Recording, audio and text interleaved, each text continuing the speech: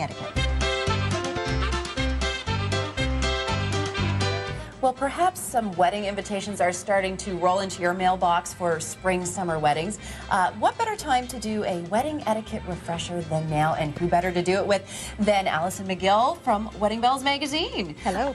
Weddings can be a stressful time, not only for the bride and groom who are getting married, but also for the guests, because there is a lot of etiquette that a lot of people are uncertain about. There is. Etiquette is a huge cloud that hangs over a wedding, is. as I like to say. There's lots of P's and Q's to be minded. There's lots of people that like to butt in, and you know, this is where the whole thing gets complicated and the drama and the stress comes from. Okay, so I guess we start with if you're in the immediate family circle of the bride and groom.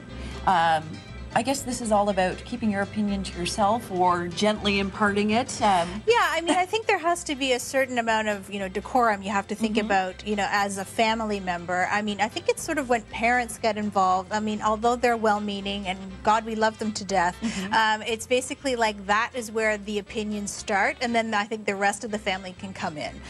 So it's sort of being mindful about communicating with the couple about, what you'd like to see. If there's, somebody on the guest list that you'd absolutely love to see at your daughter's wedding, then absolutely put that out there. But, I think people have to remember at the end of the day, it's the bride and groom's day. And as we like to say at Wedding Bells, it's your day, your way, which we don't mean in a selfish way. But basically, it's thinking about it's your day. And if you have certain things that you want to see, then you should, try and make that happen in the most politically correct way possible. Well, I know as a bride, and this is going back many years ago, one of the things that I was sort of just startled by was once the invitations were sent out, we were getting phone calls from guests saying, well, can I bring, is it okay if I asking to make modifications to the guest list? Is that ever an okay practice to do? It's not. Okay. Basically, the invitation should denote if there's a +1 or not, if it's, Sally and guest. But then, I think where a lot of people sort of pick up the phone is, oh, I have children, can I bring my little ones? And, typically, wedding is not the place for children. It's a nighttime event.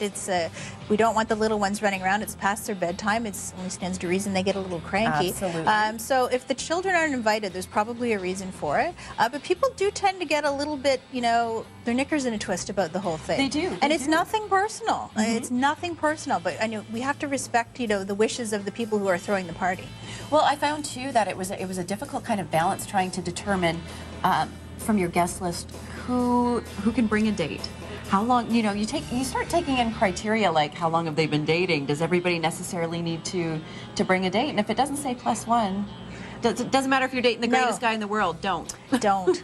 That's a don't. Fair enough. Now, the next thing that, once the invitation is in hand, you start thinking about gifts. Yes. How do you determine what is an appropriate gift, especially for those that like to give monetary gifts? Right. Well, it's really up to your discretion how much you want to gift the couple with. Again, it is a gift. So, tradition would dictate that typically people who are closer to the couple might give, a larger monetary gift than somebody who's maybe on the periphery, maybe a work acquaintance or something to that effect. But, if it's not a monetary gift we're talking about, this is where the registry is really everybody's best friend. Gotcha. Because the couple has sort of laid out, this is our wish list of things. It's to help the guests out. I think the older generation sometimes thinks that registry is maybe greedy. And they don't really understand this tool. But it does serve a purpose. It does. It's practical because a lot of people have already established a life together, and it's helping the guests along. So if you've got that registry in front of you, it takes all the guesswork out of it. There won't be gift duplications, and it makes it easy. And usually couples put things on at all price points. Okay, because I've also been on the receiving end of getting an invitation, and there's that nice little, very subtle line in the very small print at the bottom that says monetary gifts appreciated. I always thought that was a really distasteful way to go. It is distasteful. I mean, you should never ask or expect anything. A gift is, just that. It's a gift, and it's not an absolute must have to. It's because somebody wants to give it. So for you to dictate that you want a cash donation, basically. It's so rude. It's so rude. It is so rude. It all goes back to that we'd never talk about money. So don't put it on your wedding invite. That's right. Once I remember one of my first memories from my own wedding is standing in the receiving line and greeting people, and one of our neighbors had shown up in head-to-toe white. Let's talk about what you wear to a wedding, what is acceptable and what isn't. Right. Well, you should absolutely be, dressed to go to an event. So I absolutely cringe when I see people in chinos and, sundresses and flip-flops, unless you're at the beach, and that's the style of wedding. Okay. I think that it's absolutely fine as a wedding guest to call the couple up or send an email and say, what's the dress code for your wedding? If it's a super formal affair, typically it will say that on the invitation.